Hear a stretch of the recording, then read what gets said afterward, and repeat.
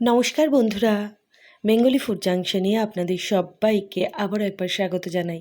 কেমন আছেন সবাই? আশা করি এই গরমেও সবাই সুস্থ আছেন, ভালো আছেন। আমিও খুব ভালো আছি। আজকে আমি আপনাদের জন্য নিয়ে এসেছি চাল কুমড়োর পুরভরা একটি রেসিপি। যারা এমনি চাল কুমড়ো খেতে পছন্দ করেন না, একবার এইভাবে বানিয়ে দেখতে পারেন। খুবই পছন্দ হবে এবং খেতেও কিন্তু খুবই সুস্বাদু হয়। আজকের চাল কুমড়োর রেসিপিটি করতে আমি কী ব্যবহার করেছি এবং কিভাবে আমি এই চাল কুমড়োর রেসিপিটি তৈরি করলাম, চলুন আপনাদের সঙ্গে শেয়ার করি। একটি চাল কুমড়োকে আমি কেটে পিস পিস করে নিয়েছি এবং মাঝখান থেকে একটু চিড়ে নিয়েছি। এর সাথে নিয়েছি পোস্ত, নুন, কালো সর্ষে, কাঁচা লঙ্কা, হলুদ গুঁড়ো, সামান্য চিনি।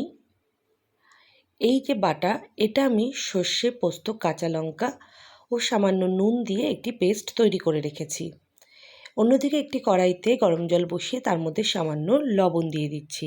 গরম জলটা ফুটে উঠলেই তার মধ্যে আমি চাল কুমড়োগুলো দিয়ে দেব। তার আগে আমি এর মধ্যে একটু সামান্য হলুদও দিয়ে দিলাম।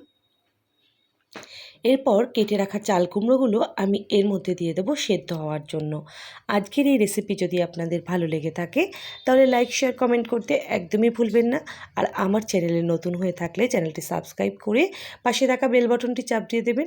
তাহলে আমি যখনই কোনো নতুন রেসিপি দেবো আপনারা খুব সহজেই সেটি দেখে নিতে পারবেন। চাল কুমড়োগুলো কিন্তু খুব নরমভাবে সেদ্ধ করা যাবে না, মিডিয়াম হলেই তুলে নিতে হবে, কারণ এরপর ভাজা হবে তখনও কিন্তু একটু নরম হবে। এরপর আমি এখানে সর্ষে, পোস্ত, কাঁচা লঙ্কা ও সামান্য চিনি দিয়ে একটি পেস্ট তৈরি করে নিয়েছিলাম, যেটা আমি শিলনোড়াতে বেটে নিয়েছি। পেস্টটি যখন তৈরি করবেন খেয়াল করবেন জল কিন্তু ব্যবহার করা যাবে না, জল ছাড়াই পেস্টটি তৈরি করতে হবে। এরপর সামান্য হলুদ ও সামান্য লবণ আমি পেস্টটির মধ্যে দিয়ে ভালো করে একবার মিশিয়ে নিচ্ছি। এরপর দেখুন ঠিক এরকমভাবে আমি কেটে রেখেছি, পুরো কিন্তু কেটে ফেলিনি, মাঝখানে ফাঁকা মতো করে দিয়েছি। এরপর সামান্য পুর নিয়ে আমি এই সেদ্ধ চাল কুমড়োর ভেতরে ঠিক এইভাবে ভরে দেব। এইভাবে প্রত্যেকটা চাল কুমড়োর ভেতরেই আমি এই সর্ষে বাটাটা ভালো করে ভরে দিচ্ছি। এটি খেতে কিন্তু খুব ভালো এবং গরম ভাতে খুবই ভালো লাগে। চাল কুমড়োর সিজনে যখন একঘেয়েমি চাল কুমড়ো খেতে খেতে ভালো লাগে না, তখন কিন্তু আপনারা এইভাবে পুরভরা চাল কুমড়ো ভাজাটি তৈরি করে ফেলতে পারেন।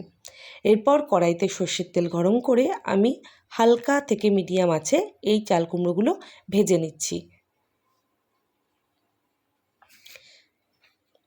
আবারও বলছি, চাল কুমড়ো কিন্তু বেশি নরম বা সেদ্ধ করবেন না, তাহলে কিন্তু চাল কুমড়ো ভাজার সময় বেশ নরম ভাবটা চলে আসবে এবং ভাজাটি ভালো হবে না। এইভাবে মিডিয়াম ফ্লেমে দুপিঠ উল্টে উল্টে আমি চাল কুমড়োগুলো সবগুলো ভালো করে দুপিঠ লাল লাল করে ভেজে নেব। অবশ্যই মিডিয়াম টু লো ফ্লেমে ভাজার চেষ্টা করবেন। দেখুন ঠিক এইভাবে আমি চাল কুমড়োগুলোকে ভেজে নিয়েছি, সুন্দরভাবে নরম হয়েছে এবং ভেতরের পুরটিও ঠিকঠাকভাবে ভাজা হয়েছে।